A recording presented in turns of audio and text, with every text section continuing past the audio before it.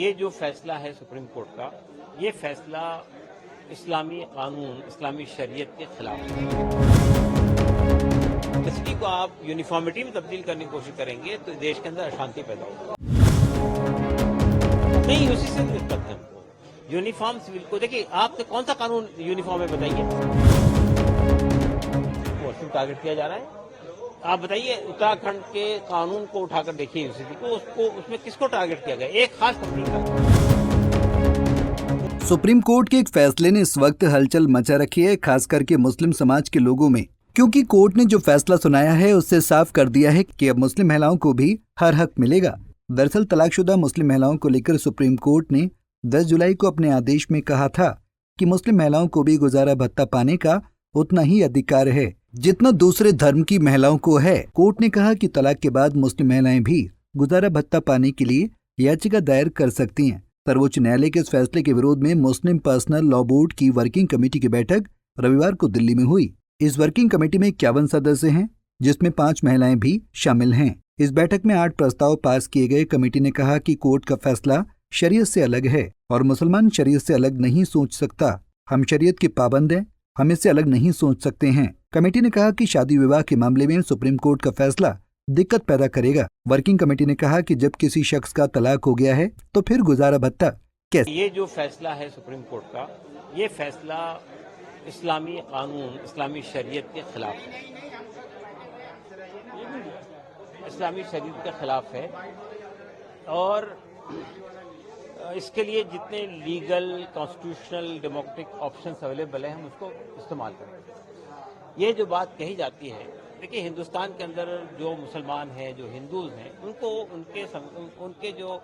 उनके जो शादी ब्याह के मामला हैं, उनके जो पर्सनल लॉज हैं, उनको प्रोटेक्ट किया गया है कानून के जरिए से। मुसलमानों के लिए शरीयत एप्लीकेशन एक्ट है, हिंदुओं के लिए हिंदू कोड बिल है।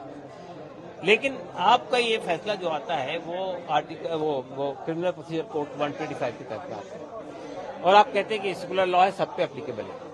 और आप ये बात कही जाती है कि इसमें औरतों के फायदे की बात कही गई है, लेकिन हमारा मानना है कि इसमें औरतों के फायदे की बात नहीं है। इसकी वजह ये है कि अगर आप एक्स हस्बैंड को ये जिम्मेदारी डालते हैं कि वो जिंदगी भर उस औरत का भत्ता देता रहेगा, तो वो तलाक नहीं देगा, लटका के रख देगा, जिंदगी अजीरन बन जाएगी। से मुनासिब है। वहीं जब पत्रकारों ने AIM-PLB के सदस्य से पूछा कि जब महिला का तलाक हो जाए तो वो आगे क्या करेगी, इस पर सुनिए AIM-PLB के सदस्य सैयद काशिम रसूल इलियास का। शरीयत तो हमारे खुदा का दिया हुआ कानून है ना, वो हमसे ज्यादा हमको समझता है। तो देखिए, पहली बात तो मैं ये कहना चाहता हूँ कि आप मुझे बताइए इसको आप कैसे जस्टिफाई करेंगे कि एक आदमी से ने अपनी औरत से रिलेशनशिप खत्म कर दिया, अब उसका रिलेशन खत्म हो गया, जिंदगी भर उस पर ये जिम्मेदारी डालना कि तुमने शादी की थी, अब उनको तुमको जिंदगी को गुजारा भत्ता देना है, ये इसको क्या कहेंगे? Is it justified? नहीं, मैं बता रहा हूँ। दूसरी बात ये कि एक औरत को तलाक हो गई तो वो औरत कहीं से आई थी ना, उसके माँ बाप हैं, उसके भाई बहन हैं, तो वापस कहाँ जाएगी? वहीं जाएगी ना। अगर कोई उसका नहीं ब्याही भी तो गई थी, तो लीजिए, ब्याही गई थी तो रिश्ता खत्म हो गया ना। वो जहाँ ब्याही गई थी वो रिश्ता खत्म हो गया। रिश्ता कब खत्म होता है? रिश्ता उस वक्त खत्म होता है जब दोनों के दरमियान जिंदगी गुजारना मुश्किल हो जाए, जब साथ साथ रहना मुश्किल हो जाए। देखिए, इस्लाम ने ये कहा है कि जब आपका रिश्ता बने वो रिश्ते को बाकी रखो। अल्लाह के रसूल हज़रत मोहम्मद सल्लल्लाहु अलैहि वसल्लम ने कहा कि अल्लाह ताला को हलाल चीज़ों में, परमिसिबल चीज़ों में सबसे ज़्यादा चीज़ जो नापसंद है वो तलाक है। आप कहते हैं तलाक का दुरुपयोग होगा? नहीं, तलाक ही नहीं होगी। दुरुपयोग क्या होगा? तलाक नहीं देगा, लटका देगा, परेशान करेगा। रिश्ते से भी ज्यादा महत्वपूर्ण है लोगों का भोजन, पानी और गुजारा। तो मुझे आप ये बताइए कि कोई आदमी ना तलाक दे रहा है, ना रिश्ते में रख रहा है, ना गुजारा भत्ता दे रहा है, उसको आप क्या करें? क्या कुछ कहना था। इतना ही नहीं, AIM-PLB ने कहा कि संविधान हमें हक देता है कि हम अपनी धार्मिक भावनाओं और मान्यताओं के हिसाब से जी सकते हैं। उत्तराखंड UCC पर बोर्ड ने कहा कि यह सांस्कृतिक विरासत खत्म करने की साजिश है और इसे हम अदालत में चुनौती देंगे। अगर बड़ी खातून उसके बच्चे हैं, वो उसकी जिम्मेदारी, पहली जिम्मेदारी उन पर आती है। अगर वो भी नहीं है तो फिर ये जिम्मेदारी आती है वक्फ बोर्ड की, जो 1986 का कानून है उसमें ये कहा गया है कि जहां कोई ना हो देखने वाला तो फिर वक्फ बोर्ड उसको एक वजीफा देगा। तो ये प्रोविजन ऑलरेडी मौजूद है। ये नहीं है कि अदालत ने कोई ऐसा रास्ता निकाल दिया जो बिल्कुल नया रास्ता है, फला है। आपने ही कहा कि सुप्रीम कोर्ट के फैसले के बाद कोई अदालत बचता नहीं है, फिर जाएंगे कहाँ? देखिए, सुप्रीम कोर्ट के बाद में भी कई रास्ते बचते हैं ना। बात यह है कि 1985 का भी चंद्रचूड़ साहब का एक फैसला था ना, तो फिर हम कहाँ गए थे? हम पार्लियामेंट गए थे ना, वहां से कानून बनाया था।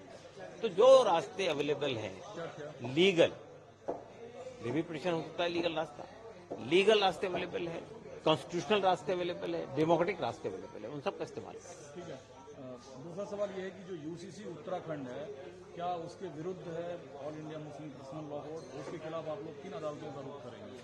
देखिए, यूसीसी हमारे देश के लिए बिल्कुल इम्प्रैक्टिकल चीज है। ये देश जो है विशेषताओं का देश है, ये देश जो है वो डाइवर्सिटी का देश है। ये देश में यानी ये बात कही गई है यूनिटी इन डाइवर्सिटी। यहाँ भाषाएं अलग अलग है, यहाँ कल्चर अलग अलग है, यहाँ धर्म अलग अलग है। तो अगर डाइवर्सिटी को आप यूनिफॉर्मिटी में तब्दील करने की कोशिश करेंगे तो देश के अंदर अशांति पैदा होगी। तो आप लोगों को यूसीसी से दिक्कत है या यूसीसी के कुछ प्रावधानों से दिक्कत? नहीं, यूसीसी से दिक्कत है हमको। यूनिफॉर्म सिविल को देखिए, आपका कौन सा कानून यूनिफॉर्म है बताइए? आप बताइए कि आपका जो ये 3 कानून जिसको अभी संशोधन किया गया है, वो उसके अंदर समानता है क्या? उसमें बहुत सारे एग्जेम्पशंस हैं। कॉन्स्टिट्यूशन के अंदर बहुत सारे एग्जेम्पशंस हैं। यानी आप देखिए आर्टिकल 371 में नॉर्थ ईस्ट के जो ट्राइबल्स है उनको ये कहा गया है, ये कॉन्स्टिट्यूशनल प्रोविजन है कि पार्लियामेंट कोई ऐसा कानून नहीं बनाएगी जो उनके पर्सनल लॉ पर हावी हो जाए। उनको आपने छूट दिया ना। इसी तरह आपने हिंदू कोड को उठाकर देखिए, उसमें कितने एक्सेप्शंस हैं। यानी साउथ इंडिया के अंदर मामू की शादी अपनी भांजे से होती है। लगता है मुस्लिम को टारगेट किया जा रहा है? मुस्लिम टारगेट किया ऑल इंडिया मुस्लिम जमात के राष्ट्रीय अध्यक्ष मौलाना मुफ्ती शहाबुद्दीन रजवी बरेलवी ने सुप्रीम कोर्ट के फैसले पर अपनी प्रतिक्रिया देते हुए कहा कि सुप्रीम कोर्ट ने तलाकशुदा मुस्लिम महिलाओं और गैर मुस्लिम महिलाओं दोनों के बारे में फैसला दिया है। इस फैसले को एक तरफा कहना मुनासिब नहीं है। सुप्रीम कोर्ट के फाजिल जजों ने महिलाओं की खस्ता हालत और दयादीन स्थिति को देखते हुए ये निर्णय दिया है। इस्लाम धर्म भी उन मुस्लिम महिलाओं के साथ है जो तलाकशुदा बेवा या यतीम है, उनके साथ रहमदिली और सहानुभूति की बात करता है। कि सुप्रीम कोर्ट में और शरीयत में कहीं कोई टकराव नहीं है, बस थोड़ा सा बारीकी तौर पर समझने की ज़रूरत है। सुप्रीम कोर्ट ने अपने फैसले में कहा कि मुतल्लका औरतों को गुजारा भत्ता दिया जाएगा और ये हुक्म मुस्लिम और गैर मुस्लिम दोनों महिलाओं के लिए है। और शरीयत ये कहती है कि गुजारे भत्ता उस वक्त तक यानी एक इद्दत की मुद्दत तक शौहर अपनी मुतल्लका बीवी को देगा।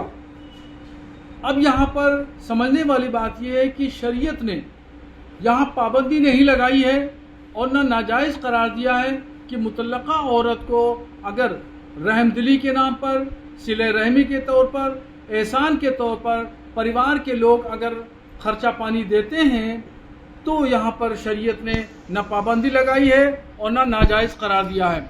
इसलिए सुप्रीम कोर्ट के फैसले में और शरीयत के फैसले में कहीं कोई टकराव की पोजीशन नहीं है। सुप्रीम कोर्ट के फैसले का मुस्लिम महिलाओं ने समर्थन किया है और कहा है कि महिलाओं को उसका हक मिलना चाहिए। सुप्रीम कोर्ट का जो ये फैसला आया है मुस्लिम महिलाओं के गुजारा भत्ते के लिए, मेरी नज़र में बिल्कुल सही है और मैं नहीं चाहती कि ये मुस्लिम पर्सनल लॉ बोर्ड इसके अपोज करे, क्योंकि शरई जो है, शरई कानून जो है वो महिलाओं के लिए भी बराबर के हैं और मर्दों के लिए भी बराबर के हैं। लेकिन हम यानी मुसलमान जो हैं और मुसलमान में ख़ास तौर से मुस्लिम पर्सनल लॉ बोर्ड जो है वो ये चाहता है कि सारे कानून जो हैं शरई वो सिर्फ मर्दों के लिए सही हैं, मर्दों के ऊपर लागू होने चाहिए। औरतों को जो है बिल्कुल उसमें दबा कर रखना चाहिए, उनके लिए कोई कानून नहीं है और वो अपनी फरियाद को लेकर, चाहे वो गुजारा भत्ते की है, तलाक की है, कोई भी मामला है, उसके लिए वो कहीं नहीं जाएं।